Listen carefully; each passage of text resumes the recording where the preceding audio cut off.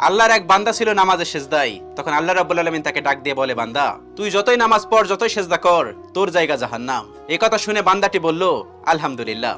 আল্লাহ তখন বলে, এই বান্দা, জাহান্নামের কথা শুনে কেউ আলহামদুলিল্লাহ কয়? বান্দা তখন বলে, আল্লাহ, জাহান্নামের মালিকও তুমি, জান্নাতের মালিকও তুমি।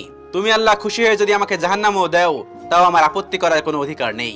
আল্লাহ তখন বলেন, বান্দা, জাহান্নামে গেলে তুই পুড়ে যাবি, তোর খুব কষ্ট হবে। বান্দা তখন বলতেছে, আল্লাহ, কষ্ট শুধু আমার হবে না, তোমারও হবে। আল্লাহ তখন বলতেছে, বান্দা, তুই পুড়বি জাহান্নামের আগুনে, আমার কষ্ট হবে কেন?